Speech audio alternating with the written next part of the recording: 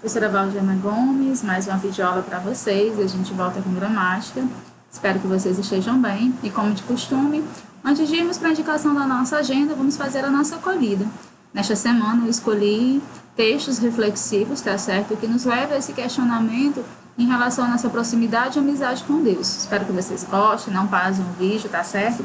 Então vamos para a nossa reflexão de hoje, tudo bem?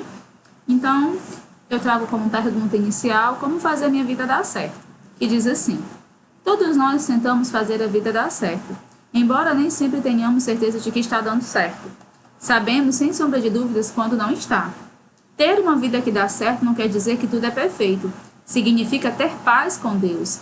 É saber, sem hesitar, que se está nas mãos dele, que ele não abandonará, não a deixará à beira de um precipício, nem a desamparará nos momentos desafiadores, árduos e difíceis.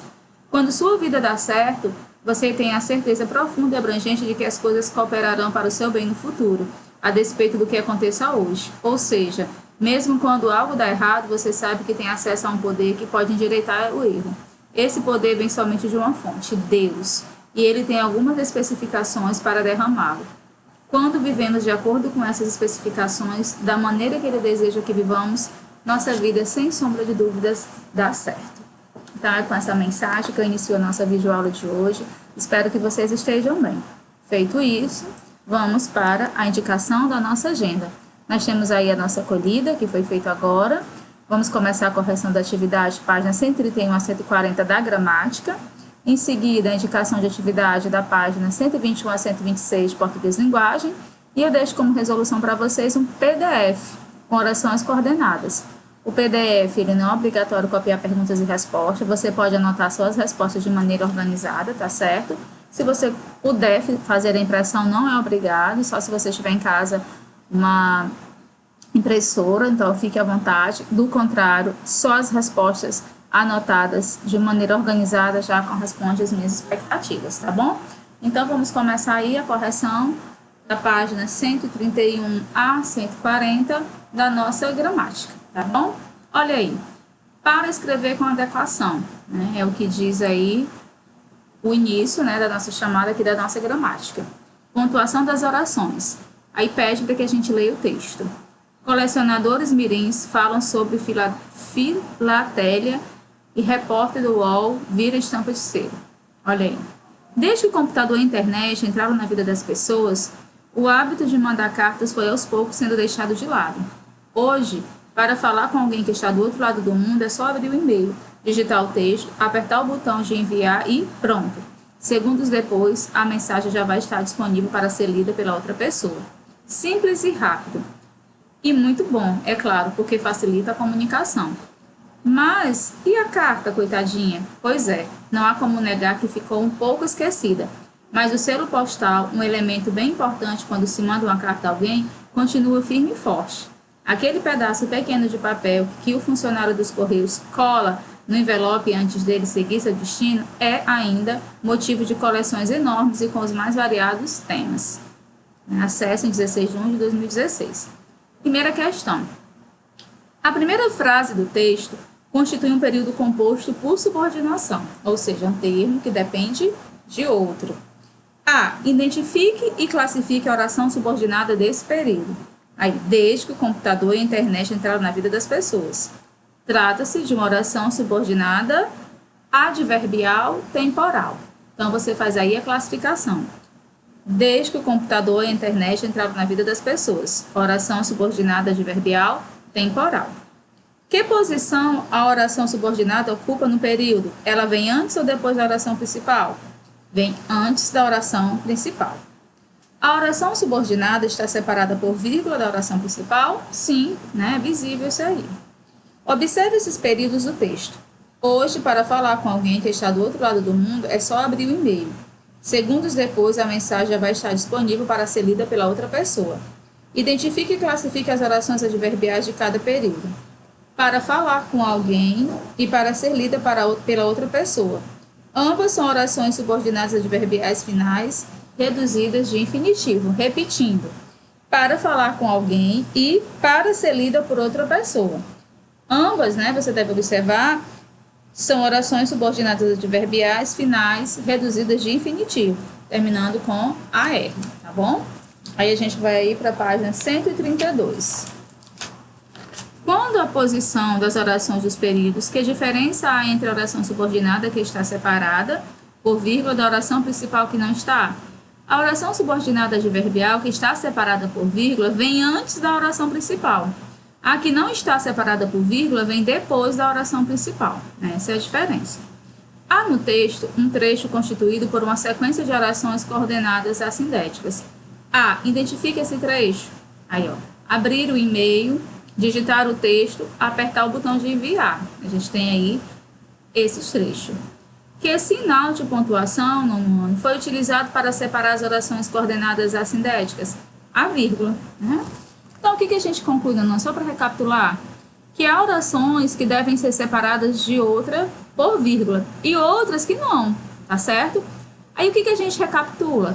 Só lembrando para vocês, nas coordenadas, emprega-se a vírgula para separar as orações coordenadas assindéticas e as orações coordenadas sindéticas, né? Com exceção das introduzidas pela conjunção i. Fique atento, tá certo?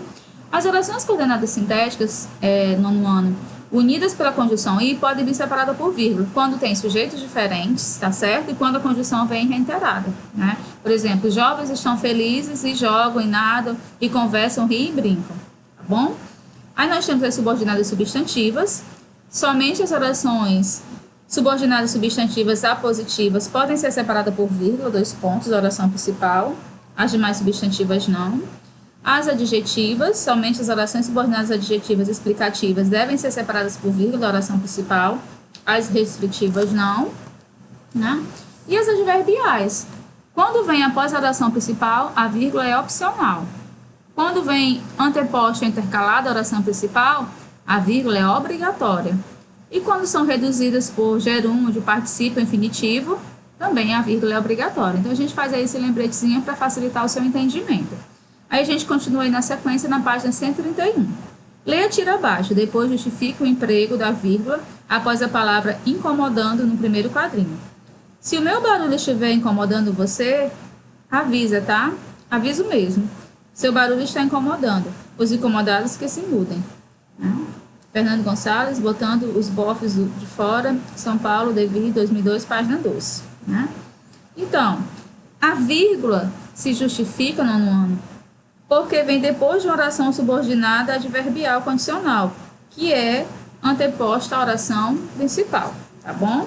Então, a vírgula se justifica porque vem depois de uma oração subordinada adverbial condicional, que é anteposta à oração principal, tá certo? Algumas vírgulas foram propositadamente eliminadas no texto a seguir. Leia-o e depois empregue a vírgula para separar as orações onde houver necessidade. Hoje é dia do gari. A palavra gari é uma homenagem ao empresário francês Alain Chouard, que se destacou na história da limpeza da cidade do Rio de Janeiro em 11 de outubro de 1876. Ele assinou um contrato com o Ministério Imperial para organizar o serviço de limpeza da cidade, que incluía a retirada de lixo de casas e praias e o transporte para a ilha de Sapucaia, atual bairro Caju. Seu contrato venceu em 1891 e seu primo, Luciano Gari, o substituiu.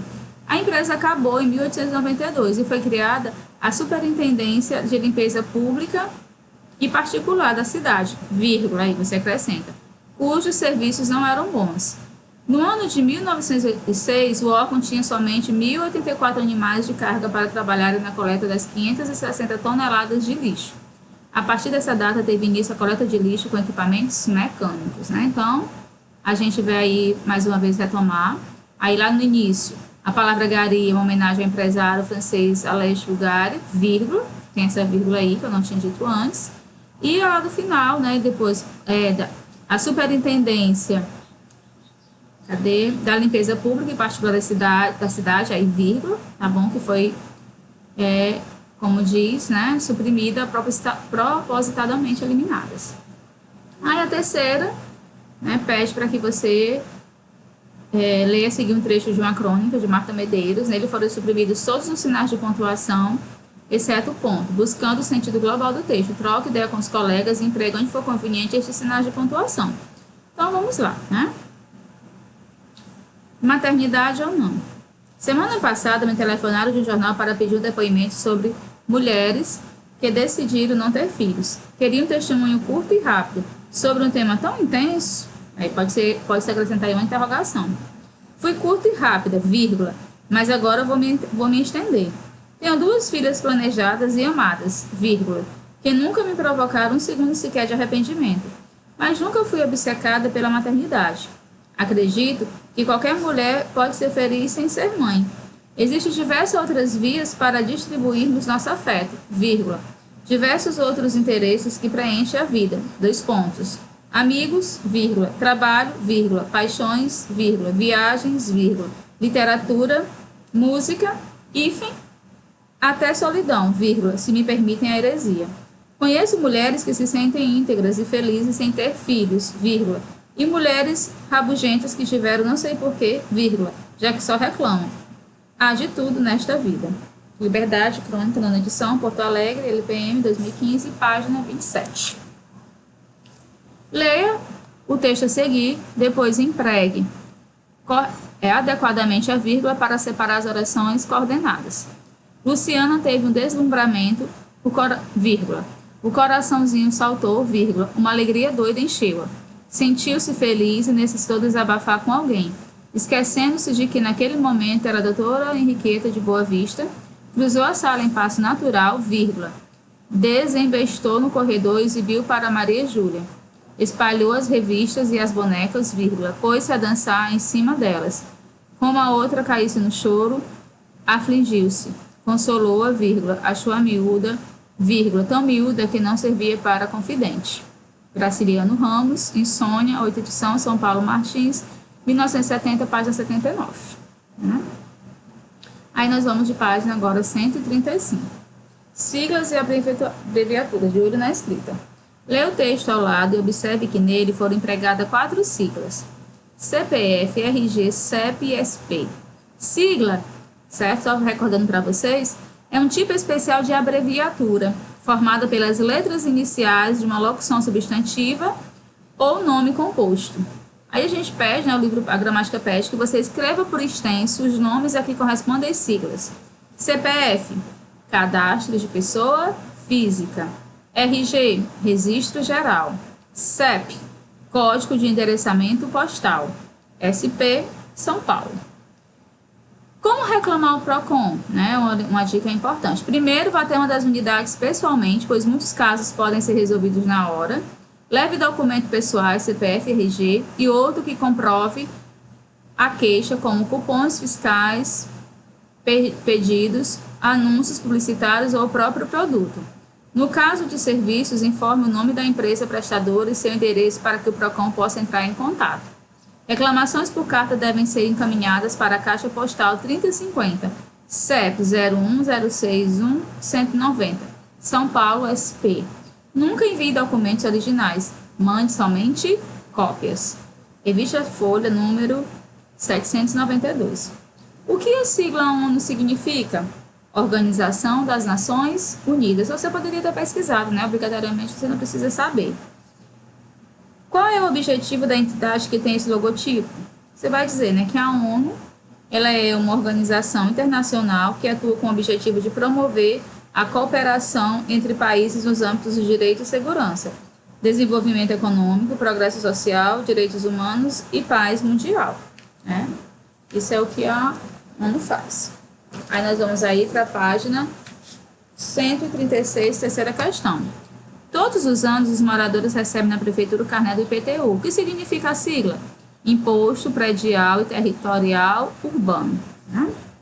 Aí na página 136 e 137, né, nós temos várias siglas para que vocês deem uma olhada, né, para que vocês possam se situar. E a gente continua a correção aí na página 138. Lê o anúncio a seguir e responda as questões de 1 a 3. Seu cartão é Platinum. Você é cliente Premium. Seu lugar é VIP. Sua moto, qual é mesmo? Né? Aí, Harley Davidson de 2. A palavra VIP empregada no anúncio é uma sigla. Procura no dicionário e responda. De que expressão ela se origina? Da expressão inglesa very important person. Qual é o seu significado na língua portuguesa? Pessoa que tem influência ou prestígio. 2. Também são empregadas no anúncio as palavras de origem latina, Platinum e Premium. O que são cartão Platinum e cliente Premium? O cartão Platinum é um cartão especial conferido a correntistas de banco que tem um saldo médio em conta significativo. E cliente Premium é um cliente especial, pelas mesmas razões. Juntamente com a sigla VIP, o que esses adjetivos conferem ao perfil do interlocutor? Confere prestígio, pois valoriza o cliente como alguém que fosse especial e gozasse de algumas vantagens exclusivas. O anúncio publicitário é um gênero que normalmente promove a marca de um produto ou o nome de uma empresa. A. Qual é a finalidade principal desse anúncio? Promover as motocicletas de maneira Harley-Davidson. Qual é o perfil do público-alvo? Como você chegou a essa conclusão? É um público de poder aquisitivo alto, né? Pois além do cliente ser premium, VIP, o preço da moto é alto. De que modo o uso da sigla VIP constitui um forte argumento para a compra de produto anunciado? O anunciante joga com valores de exclusividade e superioridade, certo? Então, você vai ver se você pode se enquadrar ou não nessa categoria de VIP, né? Aí, você provavelmente já teve de preencher fichas de cadastro em sites da internet, nas quais é comum o emprego de siglas. Observe essa ficha. Aí nós temos, né, dado da pessoa física, jurídica, tipo de fornecedor, razão social, nome fantasia, CPF, CNPJ, representante, endereço, cidade, CEP, e-mail, fone, NIT, PIS/PASEP, né? Aí tem. Aí cadastrar, cancelar, fechar. O que significam as siglas PJ e PF, PJ? Ao preencher a ficha, você assinalaria qual dos itens? Pessoa física, indivíduo, e pessoa jurídica, empresa. Respectivamente, quem se inscreve com o próprio nome deve assinar o item PF, né? Pessoa física. O que as siglas CPF, CNPJ representam, né? É importante, porque sempre que você vai preencher um cadastro, você vai se deparar com essas perguntas, essas indagações. Então, enquanto aluno, né, do 9º ano, já você vai atingir a maioridade, né? Então, é importante que você esteja antenado. Ao preencher a ficha, você escreveria o número correspondente a qual delas? Aí, cadastro de pessoa física e cadastro nacional de pessoa jurídica, respectivamente. Quem se inscreve com o próprio nome deve escrever o número correspondente ao CPF. Na parte destinada ao endereço do interessado, consta a sigla RN. O que ela significa? Qual é a sigla equivalente ao lugar em que você mora? Rio Grande do Norte, né? Aí você, no nosso caso, a gente vai colocar que a gente mora em Cascavel, né? Fortaleza, né? Nosso estado, e CE. Né? O que a sigla CEP significa? O que você escreveria nesse item? Código de endereçamento postal, certo? Aí a gente escreveria o quê? 62.850/000. Repetindo, 62.850/000. O que as siglas PIS e PASEP significam? PIS, Programa de Integração Social, PASEP, Programa de Formação do Patrimônio do Servidor Público. Né? Aí a quinta questão pede para que você leia esse texto. Deputados ridicularizados por programas de humor. Deputados federais foram desafiados a responder quais eram os países emergentes que compõem o bloco Brasil, Rússia, Índia e China. Os entrevistados ficaram embaraçados e demonstraram total desconhecimento sobre política internacional. Um deles ainda tentou fugir do assunto e disse que estava preocupado com outras questões. Já outro chegou a chutar que o C da sigla seria de Colômbia. O quadro foi um dos mais engraçados da noite. Dê sua opinião. Os deputados federais tinham a obrigação de saber o significado da sigla BRIC, por quê? O fato de os deputados federais não dominarem o sentido da sigla revela que eles têm pouca familiaridade com economia e política internacionais, o que não é esperado de políticos que ocupam este cargo. Então, né, eles deveriam sim saber. Indique a que se refere as siglas FAE, Fundação de Assistência ao Estudante. IBOP, Instituto Brasileiro de Opinião Pública e Estatística. IBAMA, Instituto Brasileiro do Meio Ambiente e dos Recursos Naturais Renováveis. Nos dias de hoje, as abreviaturas são bastante empregadas em e-mails trocados entre pessoas íntimas e nas redes sociais da internet. Embora essas abreviaturas não sejam oficiais, a maioria dos internautas as conhece e as usa. Em grupo, troque ideia com os colegas e faça uma lista das abreviaturas normalmente usadas entre internautas, né? Então, você vai ver, né, quais foram as que vocês conseguiram encontrar, tá certo? Então, a gente deixa aí como atividade, tá certo? A resolução, né, da atividade aí do português linguagem, que é 121, tá certo? Grupo de linguagem, a 126, né? Você anota suas respostas do seu caderno. E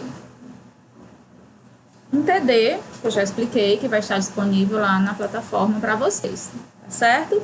No mais, um abraço carinhoso e a gente se encontra na nossa próxima videoaula, se Deus quiser. Aproveitem, atualizem as agendas de vocês, não deixem nada para a última hora. Se cuidem, um abraço carinhoso e a gente se encontra.